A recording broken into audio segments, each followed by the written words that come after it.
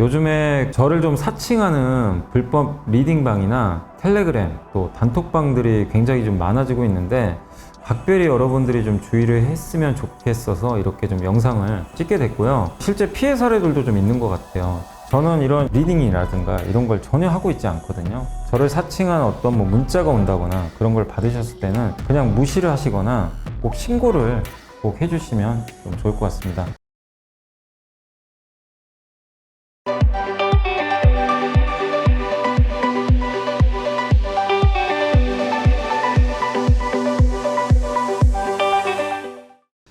네, 안녕하세요.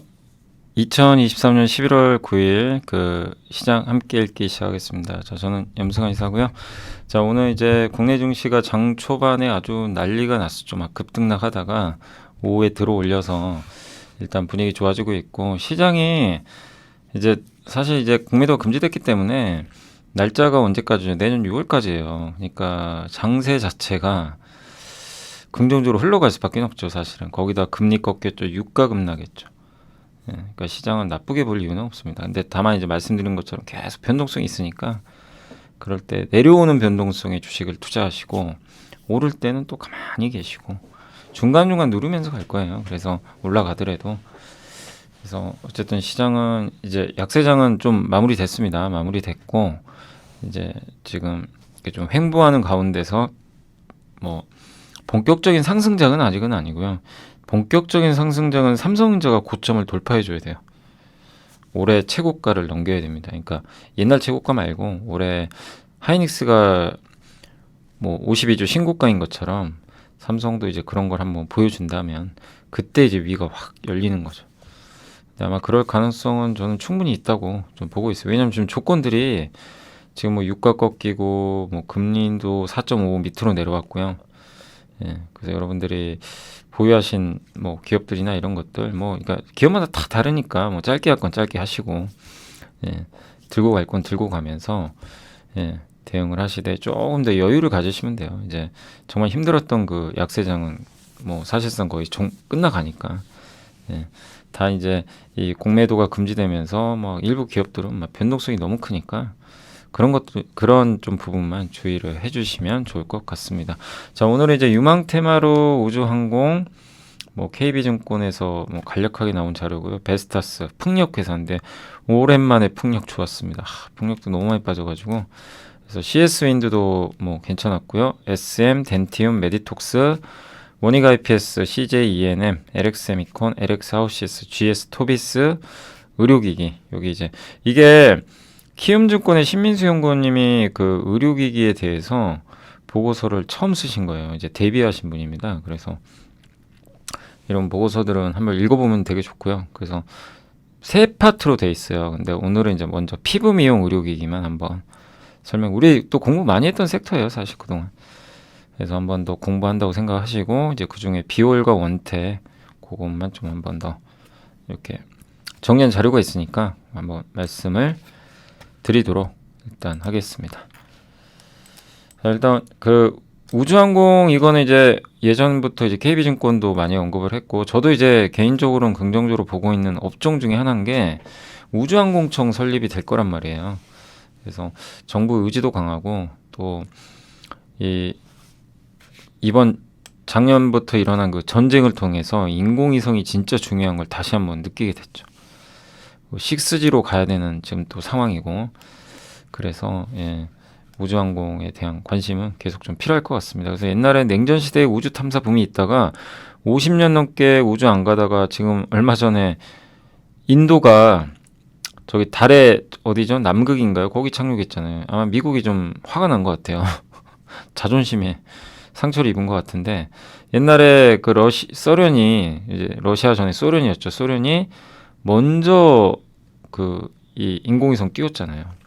그러니까 이제 미국이 그거 이제 자극 받아가지고 우주 개발을 어마어마하게 했는데, 약간 좀 비슷한 느낌은 있어요. 거기다가 이제 당시에 ICBM이라고 대륙간 탄도미사일이죠. 요걸 개발하기 위해서 우주기술 격리. 그때는 냉전 시대니까. 최근에 또 우크라이나 러시아 전쟁이 펼쳐지면서 미래 전쟁은 무인 전쟁. 이제 사람이 하는 게 아니라 기계나 위성 통해서 하는 그런 것들이 많이 보여진 전쟁이었고, 그리고 스타링크와 연결된 드론이 러시아 무기를 많이 무력화했고요. 예, 또 머스크는 스타링크를 또 끊어버렸어요. 우크라이나가 러시아 함대 공격을 하려고 하니까.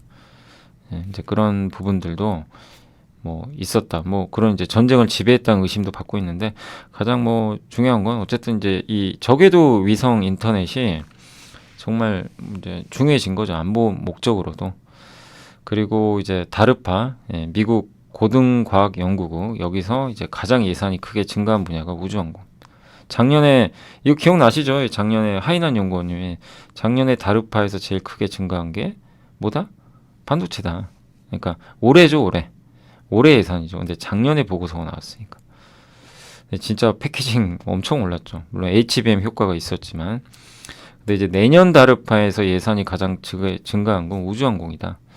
이렇게 좀 꼽아주셨고, 근데 다만 뭐 저런다고 해서 무조건 우주항공주, 야 그럼 진짜 좋겠다 이렇게 생각하시면 안 돼요. 그건 큰일 납니다. 검증은 계속 하셔야 되고, 예, 반도체 맞았으니까 이번에 우주항공 맞겠지, 예, 그러리란 법은 없어요, 세상에. 예, 그러니까 항상 냉정하게 이런 의견들은 받아들이시되 항상 확인을 해야 됩니다. 근데 저는 어쨌든 뭐 이게 다르파를 떠나서라도 우리나라는 우주항공청 설립은 할 것 같더라고요, 지금. 예, 예, 정부 의지가 강해서. 그 내년에 달 착륙 유인 우주선 아르테미스가 발사되는데 55년 만입니다. 미국에서 옛날 아폴로 11호 이후. 스페이스X도 흑자 전환. 아마존의 제프 베이조스 CEO도 마이애미로 이사 갔대요. 거기에 블루 오리진 있죠. 스페이스X의 경제. 예. 그러니까 우주항공 사업에 투자하는 거는 저는 뭐 합리적이라고 보고 있어요. 근데 뭘 투자할 거냐? 어느 기업에? 예. 스페이스X에 투자하고 싶으시죠, 미국에. 근데 참 쉽지 않죠. 워낙 뭐 시총도 비싸고. 아무튼 한국이라면 저는 개인적으로 어쨌든 위성 인터넷 쪽 거의 관련된 기업들을 한번 보시면 어떨까, 이렇게 한번 말씀드리고 싶습니다. 그래서 우주도 어쨌든 내년도에 봤을 때 좀 괜찮은 테마로 생각하시면 좋을 것 같고, 베스타스가 세계 1등 풍력 터빈 만드는 기업인데 실적이 잘 나왔습니다. 흑자 전환했고요. 모두가 우려를 했지만 실제 풍력 회사들 실적 괜찮아요. 근데 주가만 막 곤두박질 친 거예요. 막 풍력 막 취소되고 막 이러니까. 그래서 참 이게 주식 투자 힘듭니다. 따지고 보면은 뭐 이렇게까지 빠질 이슈도 아닌데 실적도 좋고 수주도 잘 돼요. 이렇게 신규 수주 4.5기가와트. 2020년 피크 시기던 3분기 수주를 넘겨버렸어요. 아니 업황이 안 좋은데 그게 더 높게 나온다는 게 말이 안 되잖아요. 예, 누적 수주도 3.3기가와트로 작년 이미 넘어갔습니다. 21년도 정도까지, 2020년이 그때 호황기거든요. 뭐 그때 육박하고 있어요. 예. 그리고 미국 육상풍력 수요가 굉장히 좋다고 하고 있고요. GE도 누적 수주가 2.5배나. 근데 이제 문제는 해상풍력이었어요. 해상풍력이 막 취소되고 막 이러다 보니까. 근데 터빈 기업한테는 뭐 해상풍력의 중단이 큰 영향을 안 주고 있다, 이렇게 보시면 될 것 같습니다. 그래서 방금 베스타스와 GE가 있잖아요. 이걸 보면서 우리나라 기업들 둘이 딱 떠올라야죠. 베스타스는 CS 윈드고요. GE는 어디죠? CS 베어링. 이 두 회사가 각각 여기에 많이 납품을 합니다. 네. 그러니까 우리 한국 기업들은 너무 걱정할 필요는 없었던 거죠. 다만 해상풍력은 좀 시간은 걸리겠지만 이제 미국도 해상풍력 프로젝트를 아마 계속 할 거예요. 예, 이제 고금리 때문에 좀 그랬던 거고.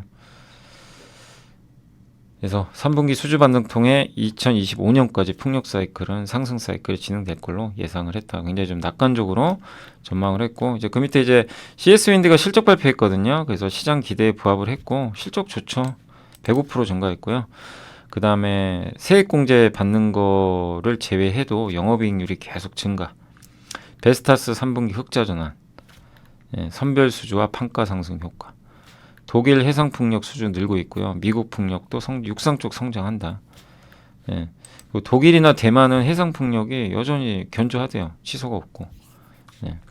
그래서 어제 우리 태용 한번 봤잖아요. 예, 그런 것처럼 대만 쪽은 크게 문제가 없죠. 그 다음 상승 쪽면 미국이 이제 해상풍력만 한번 더 재개해주면 굉장히 좋을 수가 있습니다. 다만 옛날처럼 이렇게 막 추세적 상승은 아직 어렵고, 왜냐하면 아직도 고금리가 맞기 때문에 시간은 좀 걸리겠지만 주가 이제 바닥은 나왔어요. 예. 그리고 금리도 어쨌든 꺾였고 최근에. 그래서 일단 CS 윈드도 반등은 좀 더 나오지 않을까 이렇게 보고 있고요. 스튜디오 드래곤 역시 괜찮은 기업이에요. 그동안 뭐 너무 주가 빠졌지만 숫자는 계속 좋아요. 예. 기대보다 훨씬 잘 나왔습니다. 더 빅도 프라이즈, 애플 TV, 스위트홈 2가 이제 12월에 넷플릭스에 오픈을 하게 되고 그것들을 먼저 좀 반영을 했고요. 인건비가 줄었고 그러니까 요새 어제 네이버도 그렇고 기억 안 나는데 네이버 그다음 크래프톤 다 공통점 뭐예요? 스튜디오 드래곤, CJ ENM 인건비가 다 줄고 있어요. 기업들이 비용을 완전히 절감하고 있습니다. 이거는 하방을 막아주는 역할을 하는 거죠. 분기 200억대 회복을 했고 4분기에는 뭐 이런 이제 드라마들 나오게 되고 예. 그리고 편성이 많이 줄어들었죠. 이건 뭐 어쩔 수가 없죠. 광고가 안 좋다 보니까 예. 드라마 이것을 이제 찍는 걸 좀 줄이는 거죠. 근데 한 편당 대작 짓는 게 또 늘어나다 보니까 대작 같은 경우 그런 효과들이 있었는데 어쨌든 이제 편성 매출은 13% 정도 감소를 했다라고 이렇게 나와 있습니다. 대신에 뭐 넷플릭스나 이럴 때 판매할 때 그런 이제 금액 같은 게 올라가서 그런 것들을 좀 방어를 해주는 것 같습니다. 미국 파업도 좀 리스크인데 작가 파업은 끝난 걸로 아는데 여기 그 누구죠 배우 파업이 또 있었던 것 같긴 한데 아무튼 파업은 언젠간 또 종료되니까요. 네. 그리고 수익 쉐어도 도입할지 그것도 좀 한번 지켜보자는 얘기 같아요. 예, 넷플릭스가 이제 파업을 종료하기 위해 노력 중인데 성과에 따른 그 수익 쉐어 이거를 아마 도입을 하게 되면 성과가 좋은 회사가 어디야? 스튜디오 드래곤은 넷플릭스에서도 굉장히 그 시청률이 잘 나오는 드라마 제작사죠. 그러면 그런 데다가는 더 돈을 쉐어를 더 해주겠다. 뭐 이런 것 같아요. 이런 걸 도입할지 여부를 아마 고민을 하고 있는 것 같습니다. 그래서 그런 게 된다면 예, 뭐 주가에 더 좋겠죠. 그래서 퍼는 25배로 아직 싸다고 볼 수는 없죠. 예. 예, 그렇지만 이제 검증은 됐어요. 확실히 숫자는 매 분기마다 좋고 인건비 부담도 완화돼서 이제는 뭐 나쁠 게 없지 않나. 그러니까 그러나 뭐 이렇게 V자 상승보다는 좀 점진적인 반등을 좀 기대해 볼 만하지 않나 이렇게 보여집니다. SM도 실적은 괜찮았던 것 같아요. 근데 이제 3분기 영업이 기대지. 근데 뭔가 여기서 플러스 알파가 더 나와야 되는데 그걸 좀 기다리는 그런 좀 구간인 것 같습니다. 뭐 이번에 라이즈라는 보이그룹이 데뷔했는데 100만 장 팔아버렸고요. 최대 주주 아시죠? 카카오 엔터 이쪽 관련해서 노이즈가 좀 있죠. 주가 조작 관련해 가지고 예, 그렇지만 뭐 회사는 잘 굴러가고 있는 것 같아요. 예, 돈도 잘 벌고 있고 앨범도 잘 팔리고 그래서 그때 아마 기억하실지 모르겠어요. 제가 아니 그 2분기 실적 발표하고 나서 아마 이때 아마 기억하실 거예요. 이때 여기 어딘가였습니다. 근데 제가 이제 그때 드렸던 말씀 뭐냐면 업사이드가 이제 한 15만 원 정도까지 나오더라고요. 일단 보니까. 근데 그때 8월이었죠. 이 구간에 투자해가지고 15만 원 보기에는 너무 짧아요. 근데 이제 그때 막 보고서들 보면 다 좋아요. 실적 좋다. 뭐 굉장히 긍정적인 멘트가 되게 많았죠. 근데 저는 신규 접근은 좀 그냥 관망하는 게 낫겠다. 이제 그렇게 말씀을 드린 게 업사이드를 봐야 되거든요. 근데 되게 애매했어요. 물론 이제 장이 안 좋아서 공교롭게 다시 내려왔지만 그래서 항상 제가 이걸 왜 말씀드리지만 내용도 보셔야 돼요. 이게 회사가 지금 구조적으로 좋아지는지 이런 걸 보되 과연 내가 여기서 투자를 했을 때 업사이드가 어느 정도 될까? 그러니까 이게 주가가 바닥이면 상관이 없죠. 근데 이런 구간에서 이거 여기서 잠깐 이거 수익 내자고 들어가는 거는 별로 큰 의미가 없거든요. 근데 지금은 좀 다르죠. 지금 그때랑 또 다르게 많이 빠졌어요. 뭐 노이즈도 있고, 그죠? 예. 그러니까 지금 구간과 그때는 또 달라요. 그리고 지금은 엔터주에 대해서 또 많이 기대도 안 해요. 이게 좀 식어버렸어요. 그래서 오히려 편해요. 이때는 막 기대도 많고 막 좋은 뉴스들 많이 나올 때 보고서도 내용도 좋고. 그러니까 항상 이게 투자라는 게 공식대로 되는 게 절대 아니고요. 당시의 분위기도 좀 보시고 너무 좋다고 해서 막 주가 올라갔는데 업사이드 좀 남았는데 그럴 때는 안 하는 게 좋아요. 차라리 기다리는 게 낫고. 근데 막상 이제 또 지금 반대죠. 떨어지니까 인간인 이상 어쩔 수 없어요. 저걸 딱 보는 순간 야 이게 또 뭐가 잘못된 거 아니야? 막 이제 이 생각 들거든요. 이게 왜 빠지지? 실적 나쁘지 않은 것 같은데. 그러면 또 이제 주저주저 하게 돼요. 사람이. 원래 빠지면 못 사요. 빠지면 더 빠질 것 같고 이렇게 이제 여기서는 좀 애매하다고 하는데도 자꾸 주가 올라가면 손이 가죠. 사고 싶고. 근데 그거를 바꿔야 성공을 합니다. 아시죠? 그걸 계속 좀 강조를 드리겠습니다. 그래서 지금 뭐 바로 가긴 좀 어렵고요. 요새 엔터주가 좀 힘이 없어요. 힘이 모멘텀이 없어가지고 좀 시간은 걸리겠지만 분명한 건 좀 밸류 매력은 좀 많이 높아져서 가격적으로는 좀 나쁘진 않다. 시간은 좀 필요할 것은 같습니다. 덴티움도 한참 안 좋았다 요새 올라오는데 일단 이제 이번 실적은 좋진 않았고요. 예.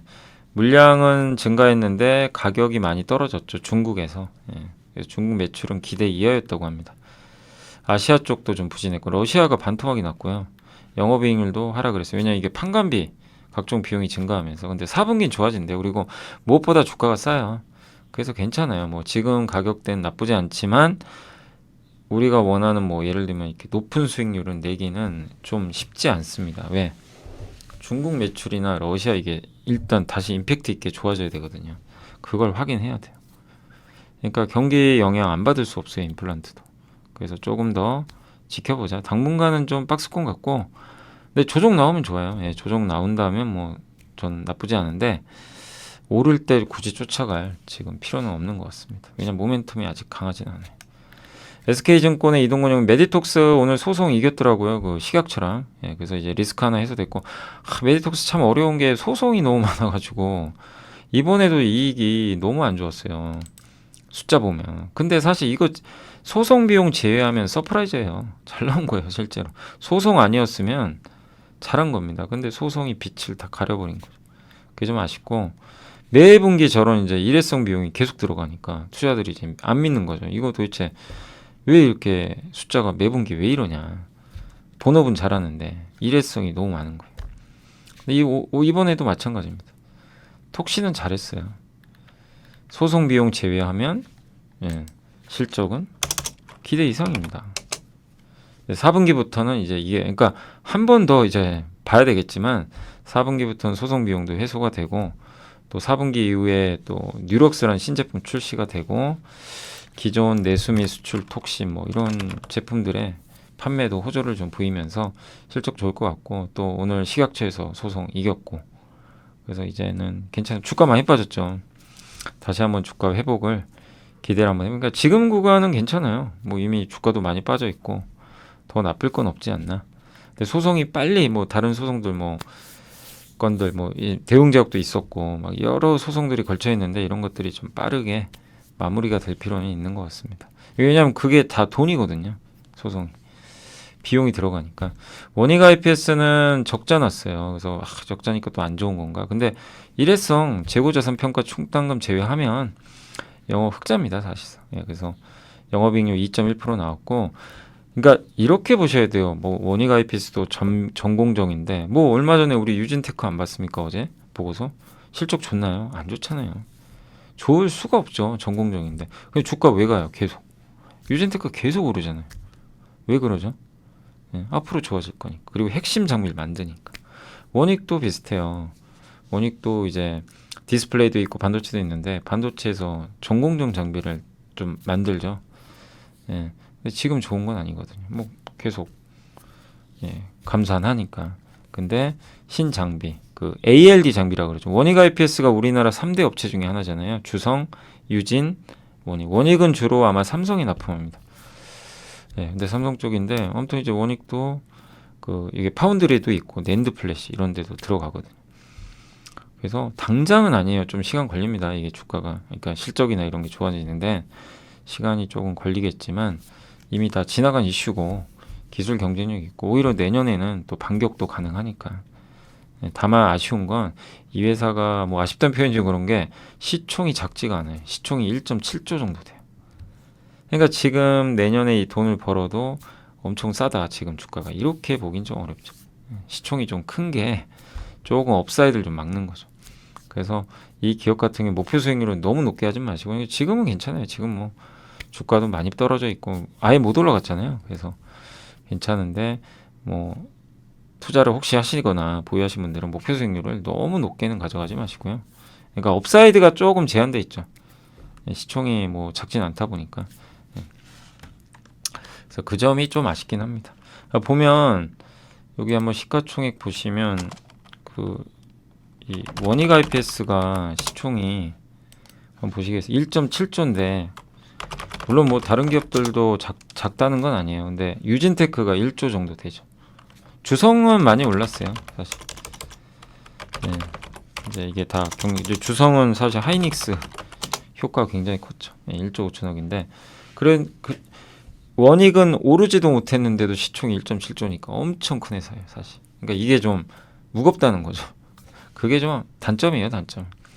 네, 그래서 원익은 조금 목표 수익률을 조금만 낮춰서 내년까지는 괜찮아요. 내년까지 괜찮은데 조금 낮춰서 이렇게 대응하실 필요도 있는 것 같습니다. 주가 참 많이 빠졌어요. 그래서 지금은 뭐 바닥이죠. 그죠? 지금은 바닥권에 있고 이게 잠깐만요. PBR 한번 볼까요? PBR 기준으로도 그죠? 여기 무릎이잖아요, 무릎. 그죠? 요게 만약에 레벨업을 해서 저 허리가 2.36배거든요. 그냥 한번 계산해 볼까요? 그냥 혹시 2.36배? 2.36배이고 내년에 얼마죠? 내년이 2만 원이면 그냥 이제 2.36 47,000원 정도가 나오긴 해요. 네. 너무 높아 보이죠? 근데 일단 뭐 허리만 가도 한 4만 원 이상은 나오는 거죠. 4만 원 중반 정도. 일단 이제 계산을 해본 결과는 그래요. 네. 그러니까 만약에 오르면 뭐 그 정도지 뭐 여기서는 아니면 2배 벌어야지 그거는 좀 쉽진 않다. 일단 그렇게 좀 보고는 있습니다. 네. 이렇게 좀 봐주시고 그러니까 약간 좀 덩치가 크다는 게 좀 무거운 부분이고 그래서 아무튼 괜찮고요. 지금은 뭐 괜찮은 구간이고 KB의 최영은 연구원 CJEN에 목표 주가 올렸고 참 CJEN은 힘들었죠. 근데 이제는 최악은 지나갔고요. 티빙도 적자 많이 줄었고 미디어 플랫폼 광고 쪽 괜찮았고요. 그 다음에 영화 드라마 부분은 저 더문 봤거든요. 영화관에서 전 개인적으로 굉장히 재밌게 봤는데 왜 흥행 참패했는지 모르겠어요. 저는 솔직히 재밌었어요. 더문 저기 이제 우주 저기 달에 가가지고 하는 건데 거기 도경수 씨죠. 그 누구죠? 엑소의 연기 참 잘하시더라고요.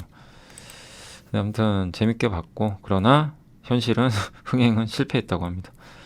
그래서 영업 손실 많이 봤고 음악은 제로베이스 원 데뷔 앨범 호조로 제로베이스 원이 이제 이번에 데뷔했던 그룹인데 CJ 소속이죠. 그래서 돈을 많이 벌었습니다. 티빙은 내년에 이제 가격 올린다고 하더라고요. 그래서 내년엔 좀 나아지지 않을까 이렇게 보고 있는 것 같습니다. 그래서 더 나쁠 게 없는 상황에서 실적까지 좋아져서 요새 주가가 급등하고 있는데 관건은 미국 기업 피프스 시즌을 인수했거든요. 이게 빨리 정상화돼야 돼요. 거기에 티빙이 진짜 내년이 좋아지는 것만. 이 두 개가 검증이 안 되면 주가는 또 위가 막힙니다. 그거를 해주는 건 뭐 CJ E&M이 할 몫이죠. 그래서 이제 바닥은 나왔고 그런 것들을 계속 체크하시면 좋을 것 같아요. 그게 안 된다면 주가는 또 이게 박스에 또 갇혀버릴 가능성은 일부 있는 것 같습니다. 그러니까 확인은 조금 더 필요하고 LX세미콘 진짜 오랜만에 주가 좋았습니다. 실적은 안 좋죠. 뭐 예상은 했던 바고 4분기는 개선될 것 같고 핵심은 이거 똑같아요. OLED 아이패드 출시하잖아요. 내년 2월부터 아마 이게 본격적으로 이제 공급 들어가서 내년 2분기에 아마 출시될 것 같은데 뭐 주가도 많이 빠져 있고 아이패드용에 이제 들어간다면 특히 이제 LX세미콘한테 좀 수혜인 거 중에 하나가 LG 물량이 더 많이 들어간다고 하더라고요. 그래서 이제 LX세미콘도 정말 너무 많이 빠졌더라고요. 어마어마하게 빠졌죠.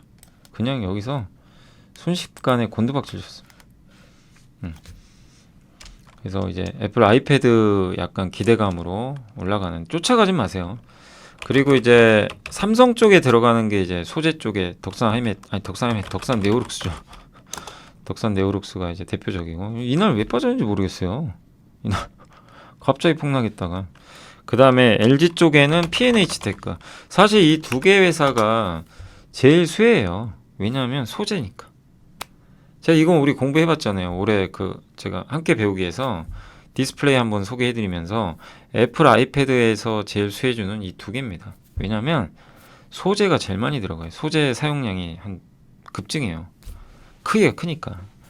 그래서 LG, 삼성 이 차이가 있는 거고, 그 다음에 자동차 쪽은 토비스죠, 토비스. 예, 자동차 쪽은 이제 전장용 디스플레이는 토비스.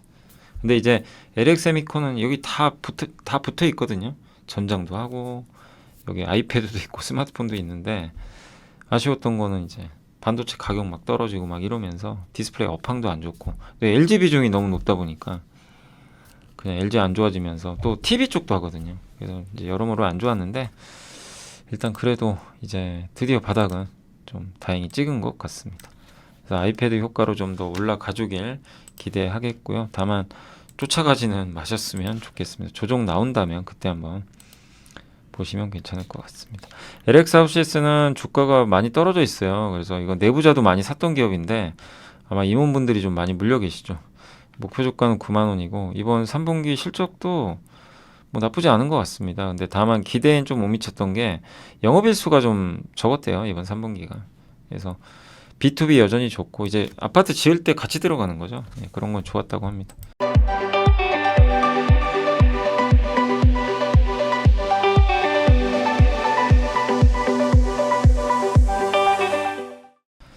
원자재 가격 떨어지고 있고 물류비, 그러니까 확실히 비용도. 근데 다만 이제 이 필름 쪽 사업부가 하나 있거든요. 이쪽은 조금 안 좋았다고 합니다. 그리고 한 가지 리스크 중에 하나가 LX 인터내셔널, 어제 말씀드린 대로 자꾸 이제 HMM의 인수전에 뛰어드니까 이거 LX 하우시스도 돈 되면 어떡하지? 이런 우려. 근데 지주회사 법상으로 인해서 이 자회사가 출자할 수는 없어요. LX 하우시스 걱정은 할 필요는 없는 것 같습니다. 거기에 돈을 지불할 이유가 없어요. 법적으로 불가능합니다. 그리고 지금 2013년도 가장 쌌을 때가 8.5배. 이게 역사적으로 가장 쌌을 때의 퍼라고 합니다. 이걸 적용해도 주가가 6만 원 나와요. 적정 주가. 지금 4만 원이죠. 그러니까 너무 지금 과도한 저평가다. 왜냐하면 지금 주택 쪽을 안 좋게 보잖아요, 다들. 그러다 보니까 이제. 근데 월 평균 정상 수준이 6.5만인데 현재 5만 건이래요. 근데 이 상황에서도 연간 1,000억씩 벌어요. 그러니까 지금은 너무 우려만 큰 거 아닌가, 이런 좀 생각은 듭니다. 그래서 지금은 오히려 안 좋지만 아파트 거래량이 언제 증가할지 모르겠어요. 그래서 좀 아직은 부진하지만 지금 주가 수준은 뭐 괜찮지 않나라고 보고 있습니다. 그리고 이제 GS는 우리 기억나세요? 10월 초에 한번 제가 이제 이 양희룡 연구원님이 쓰신 자료 중에 한 36페이지짜리 기억나세요? GS 10월 달에 기억하시죠? 와, 정말 그거 읽는데 시간 너무 많이 걸려가지고 한번 설명해드렸죠. 근데 읽고 나서 제가 느낀 게, 저도 항상 정유주 하면 그냥 SOL만 생각했거든요. 정유주 하면 그냥 머릿속에 SOL. 그거 읽고 바꿨어요, 생각을. 아마 아실 거예요. 그거 읽고 아니 GS가 더 나은 것 같은데 이제 그런 생각이 좀 들더라고요.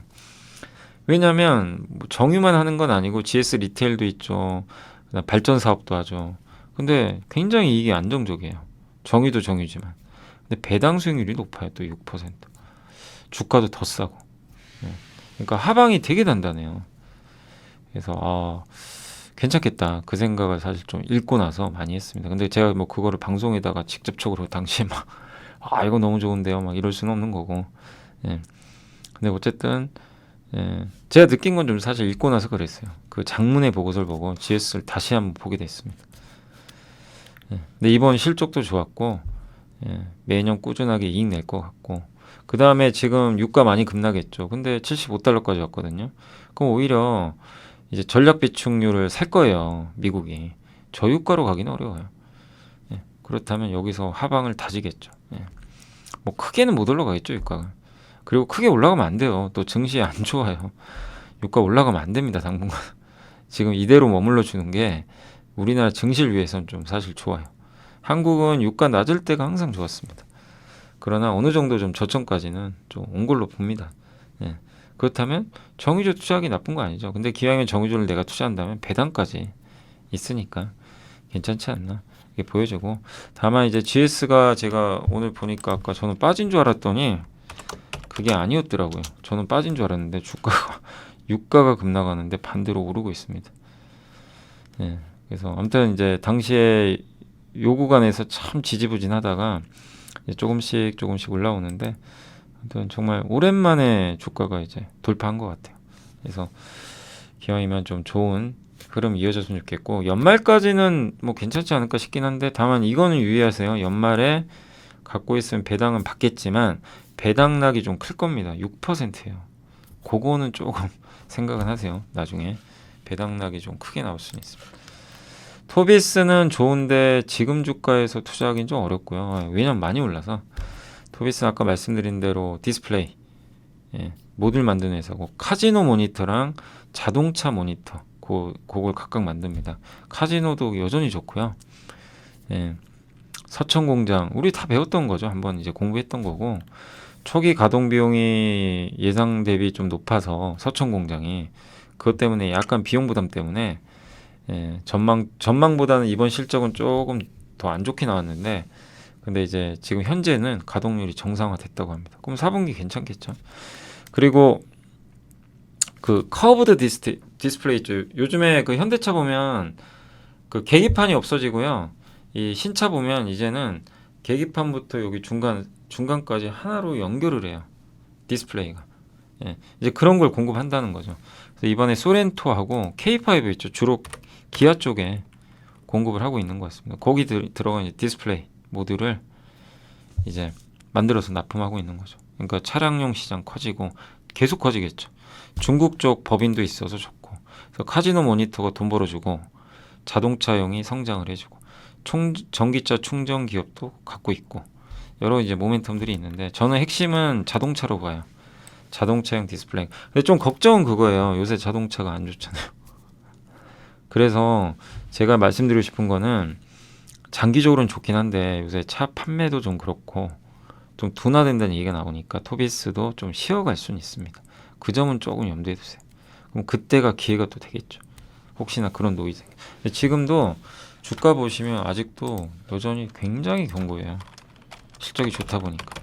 그러나 쫓아가지 마세요. 쫓아가시는 건 안 됩니다. 왜? 주가가 보세요. 올해만 2배 올랐어요. 2배. 여기 부담 받겠죠. 그래서 지금은 보유자의 영역이다. 그렇게만 생각을 해주시고 보시면 좋겠습니다. 자, 그리고 이제 보고서 중에서 아까 잠깐 그 제가 헬스케어 쪽 의료기기 피부 미용 요거 한번 설명을 해드릴게요. 그래서 이게 1부입니다. 1부. 그래서 좀 순차적으로 할게요. 그래서 신수민 연구원 키움증권도 제가 알기로는 홈페이지 들어가시면 무료로 받을 수 있는 걸로 알고 있어요. 그래서 한번 키움증권 홈페이지 들어가셔가지고 요거 다운로드 받아서 한번 딱 읽어보세요. 의료기금 정리될 겁니다.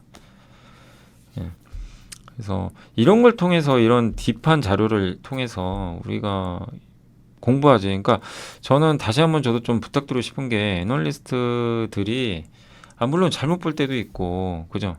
그럴 때도 있지만 너무 뭐라고 하지 마세요. 그러면 한번 생각해보세요. 애널리스트 만약에 개인들한테 정보도 안 주고 이런 거 아예 안 쓰고 그냥 완전히 그냥 이제 모든 정보가 다 차단됐다. 우리한테 오지도 않는다. 그럼 뭘 보고 투자하실 거예요? 뭘 보고 하실 거냐 이거죠. 그냥 우리만 손해예요. 여러분만 손해입니다. 애널리스트를 뭐 잘못됐다 이렇게 욕해봐야 그냥 여러분만 손해예요. 전 세계에서 이렇게 무료로 볼 수 있는 데가 어디 있어요? 없어요. 근데 이분들이 이 보고서 대충 쓰나요? 아니에요. 그냥 영혼 갈아서 쓴다니까요. 특히 이게 처음 쓰시는 분들은 자기 데뷔작이니까 진짜 신중하겠습니다. 그 자기 얼굴 다 나오는데 누가 대충 써요? 그죠? 틀리고 싶은 사람이 어디 있어요? 근데 어떻게 맞춰요? 맞추냐 이걸 제발 보지 마시라니까요. 너 왜 틀렸어? 이게 아니에요. 이 논리를 보고 뭐 틀릴 수도 있죠. 주식에 정답이 어디 있습니까? 세상에. 정답이 있다고 얘기하는 사람은 그건 사기꾼이고요. 그건 제가 사기꾼이라 그랬잖아요. 이게 정답이라고 확신하는 분. 그런 건 없어요. 다 이제 어느 정도 예측을 해서 보는 거죠. 근데 이렇게 저는 이제 애널리스트 분들이 어쨌든 이런 좋은 자료들을 써주시는데 개인 투자들이 응원할 건 응원해줘야 된다고 생각합니다. 그래서 저는 항상 이게 감사하게 생각하거든요.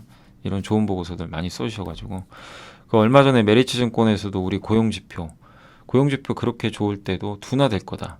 미리 예측을 했고 정확히 맞췄죠. 데이터에 의해서. 우리가 할 수 없는 영역이에요. 그거는.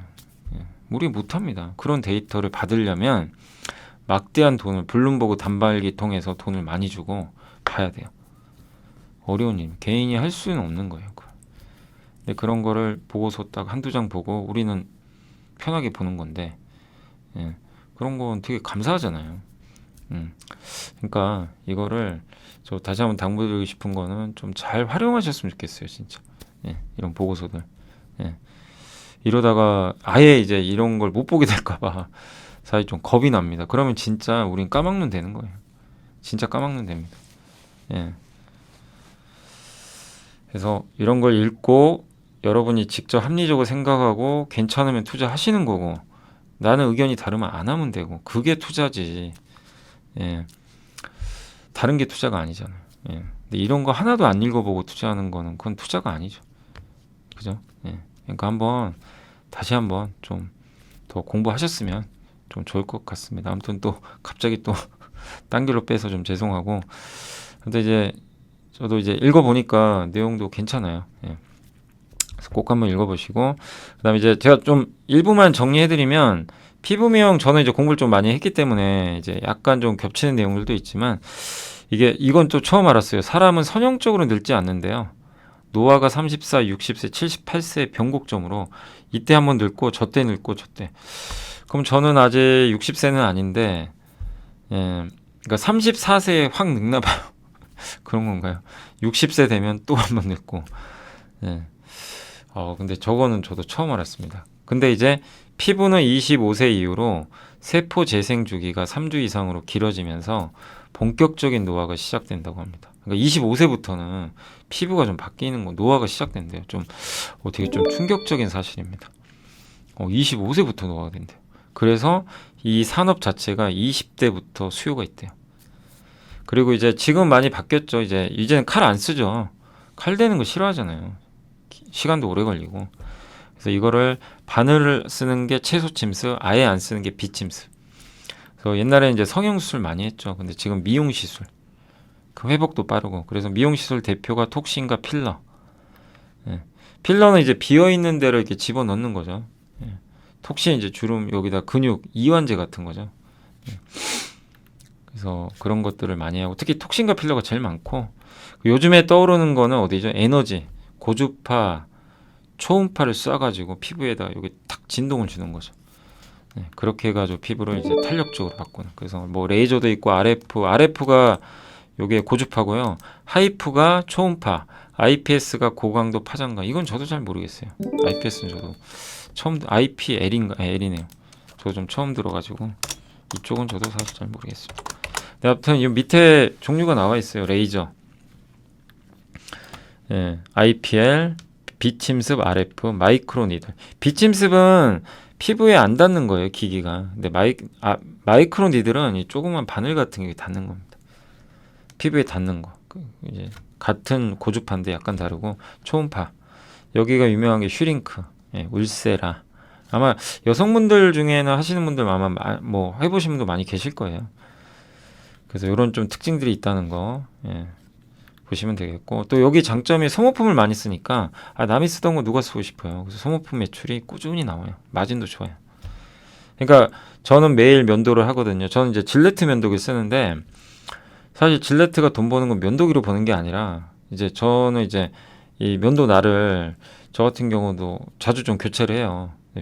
근데 그걸 계속 교체해야죠. 뭐 옛날 거 어떻게 계속 써요. 날이 상하는데. 근데 그걸로 질레트가 돈 버는 거랑 똑같은 거죠, 사실.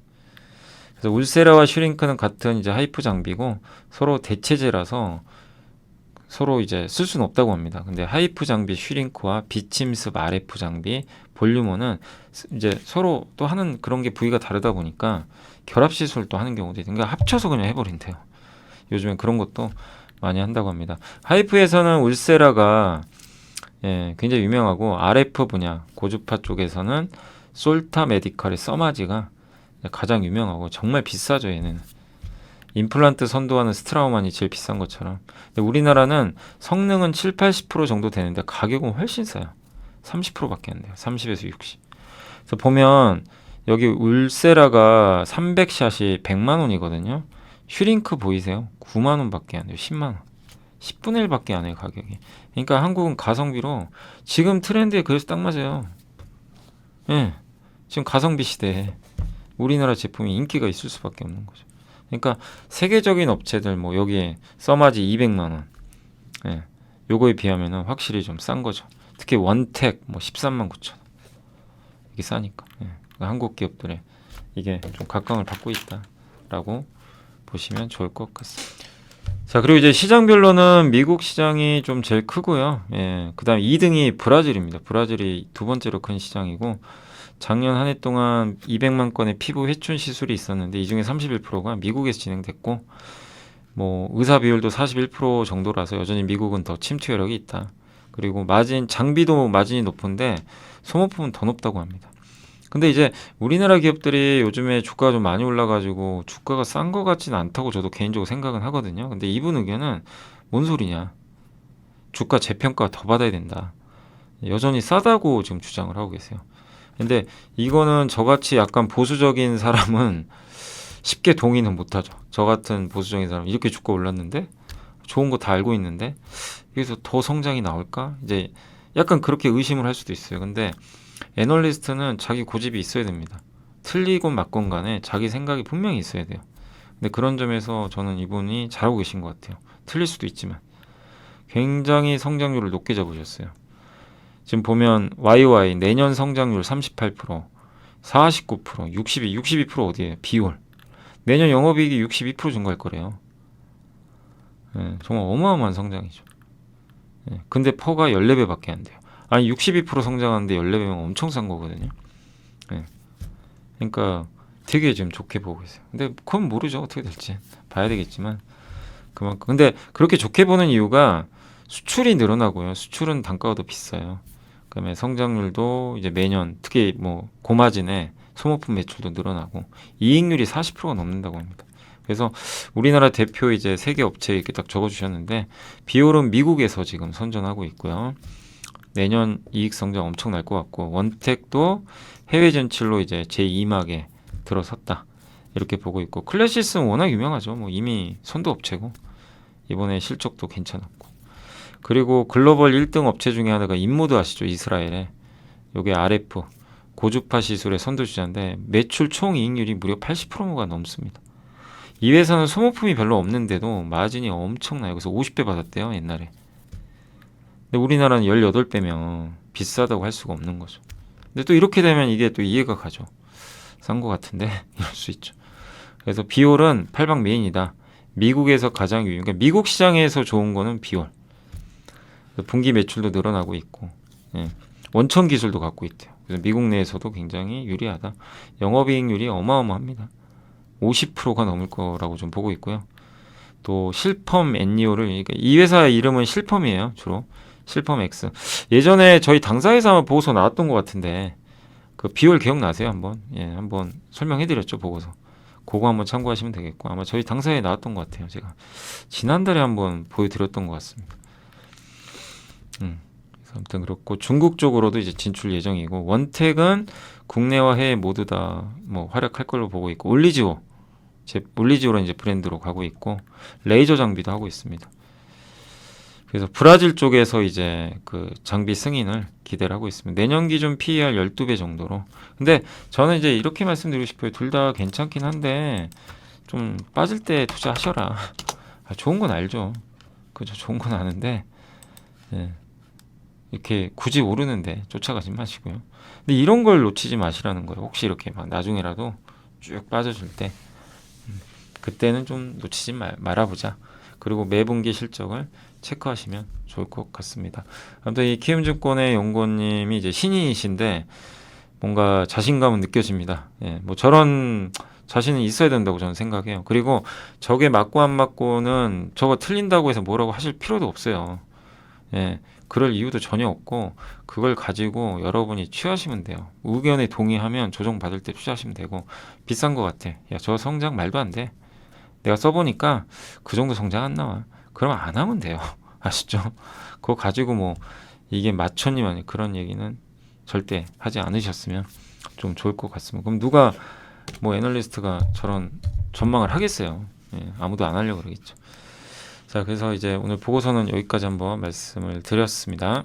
그리고 어제는 이제 공시 중에서 기아하고 한화 각각 금액은 크지 않은데 이렇게 조금 그 이 내부자 일단 매수가 있었으니까 좀 참고를 해주시면 좋겠습니다. 기아 여기 상무님하고 한화 여기도 상무님이 일단 내부자가 있었고, 제가 메모를 안 해놨네요. 그 전자공시 하나 있었는데 기억이 안 나네요. 예, 그건 한 번 더 살펴보겠습니다. 아무튼 내부자는 그렇게 2개 정도 있었습니다. 자, 그리고 이제 오늘 시장이 끝나서 한번 정리를 또 해드릴게요. 오늘 어쨌든 오전엔 좀 증시가 좀 안 좋았는데 방금 끝났네요. 근데 막판에 또 막 변동성 엄청났네요. 오르고 내리고 아주 그냥 올랐다 또 빠졌다가. 결국 오늘 증시는 코스피는 5포인트 올랐고요. 코스닥은 좀 1% 이상 급락하면서 코스닥은 3일째 굉장히 부진한 그런 움직임을 오늘도 보여줬습니다. 오늘 보면 외국인들은 그래도 코스피 쪽 확실히 좀 이제 들어오는 것 같아요. 그래서 코스피 대형주들 괜찮을 것 같은, 이게 괜찮을 수밖에 없는 게 유가 급락했죠. 금리 꺾였죠. 환율 꺾이죠. 예. 우리가 그동안 저도 이제 뭐 8월 중순 이후로 갑자기 막 금리 오르고 막 유가 튀고 막 이러면서, 예, 그때는 이제 그 시장을 해석할 때 좋을 수가 없는 거예요. 환경이 안 좋으니까. 근데 지금 어때요? 바뀌었어요. 좋은 건 좋다고 얘기해야죠. 그죠? 예. 그래서 지금 환경 자체는 굉장히 증시에 우호적으로 바뀌었다. 그걸 반영하듯이 오늘 외국인들이 주식을 많이 샀어요. 의미가 있습니다. 그래서 시장 긍정적으로 보세요. 보시지만 이제 일부 기업들별로 막 이렇게 편차는 있으니까 그거는 좀 감안하시면 좋겠고, 오늘은 일단 인터넷 대표죠. 카카오가 요새 아주 열일하고 있습니다. 그렇게 안 좋더니 급등했고, 또 오늘 이제 코스피 쪽에서는 유통주, 삼성물산 그렇게 제발 좀 이거 가야 되는 거 아니냐. 예, 너무한 거 아닌가. 그 생각을 좀 많이 했거든요. 그잖아요, 상식적으로. 예, 아니, 숫자도 저렇게 좋은데. 근데 진짜 정말 무겁긴 무겁습니다. 뒤늦게 갔고, 그다음 항공주, 예, 드디어. 예, 유가 빠졌으니까. 근데 이미 그 전부터 유가 빠지고 있었는데 주가가 안 갔고 이제 드디어 좀 움직여주는 거고, 오늘은 그래도 진짜 오랜만에 대한항공이 4% 이상 올랐고, 건설주도 요즘에 분위기는 꾸준히 좋은 것 같습니다. 오늘은 삼성물산이 좀 많이 갔죠. 예. 그리고 현대산업개발, 은행주 좀 부진했다 오늘은 좀 올랐습니다. 카카오뱅크가 괜찮았고요. 게임주들은 오늘도 괜찮았습니다. 오늘 W게임즈가 실적이 되게 좋았던 것 같습니다. 그리고 통신주들도 오늘 그 SK텔레콤 실적 괜찮았고요. KT도 괜찮았죠. 일회성 빼면. 그리고 엔터주들은 하이브가 오늘 조금 안 좋았고, CJENM은 좀 좋았던 것 같습니다. 하이브가 좀 부진해요. SM도 그렇고. 요새 엔터주들은 참 이게 좀 답답한 지금 상황인 것 같습니다. 증권주들도 뭐 큰 변화 없었고요. 그래도 견조했고, 아이폰 관련주는 이제 LX세미콘이 오늘 급등하면서 좋았고, 반도체는 이제 오늘 DB하이텍, 삼성전자가 괜찮았습니다. 지주사도 오늘 조금 올라갔네요. 컴투스홀딩스, 뭐 삼성물산 이런 기업들. 예.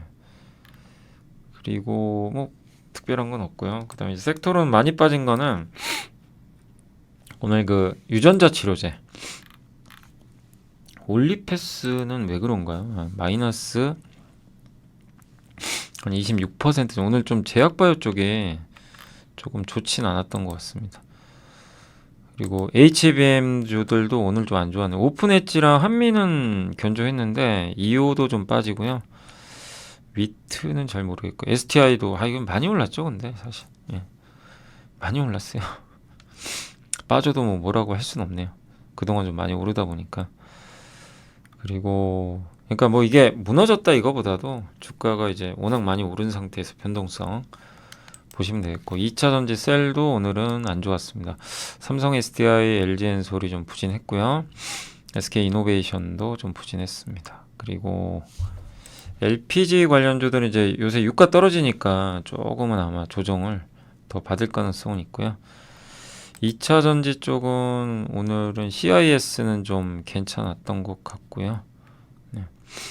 바이오시밀러 쪽도 오늘 조금 부진했네요. 알테오젠이 한 5% 가까이 빠졌던 것 같습니다. 그리고 카지노도 약간 기업마다 좀 혼조세예요. 파라다이스는 실적 잘 나왔더라고요. 근데 GKL은 기대에 좀 못 미쳤고, 코텍은 이게 사실 토비스랑 코텍이 경쟁사인데 둘이 이렇게 달라요. 근데 코텍은 아무튼 적자 났습니다. 실적이 안 좋아요. 예, 그게 주가에 여지없이 반영되는 것 같습니다. 오늘 태양광은 조금 부진했네요. 태양광 에로티베큐미 그동안 진짜 잘 나가던 기업인데, 예, 태양광용 아마 수주가 조금 줄어든 것 같더라고요. 그래서 아마 그 여파로 주가가 10% 가까이 급락한지. 진짜 태양광 때문에 잘 나가던 기업이었는데 그래서 잘 나갔죠. 근데 그래서 제가 항상 이제 당구주는 잘 나갈 때 조심하시란 거예요. 장비주들 그거를 좋은 건 맞아요. 근데 주가 측면에서 너무 오를 땐 경계를 하셔야 돼요. 빠져버리잖아요. 조금만 실망스러워도.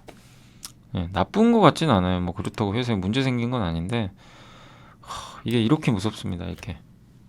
그러니까 이런 게 보여질 땐 각별히 여러분들이 이렇게 안 사고 못 베기잖아요. 이럴 때 사고 싶잖아요. 예, 참는 훈련을 하셔야 되겠고, 이제는 보기도 싫죠. 보기도 싫죠. 꼴 보기도 싫죠. 빠지니까. 반대로 또 어느 정도 더 온다면 기회를 포착을 해야 되겠죠. 예. 근데 그게 정말 말처럼 쉽지는 않은 것 같습니다. 예, 그리고 오늘 뭐 피팅주들도 조금 아쉽게도 실적들이 좋지가 않더라고요. 예, 성광밴드도 별로 안 좋았어요. 실적 기대 못 미쳤고, 태광도 그렇고 BMT도 그렇고, 예, 실적이 그냥. 그러나 피팅 자체의 어떤 성장성은 뭐 크게 바뀐 건 없다고 생각합니다.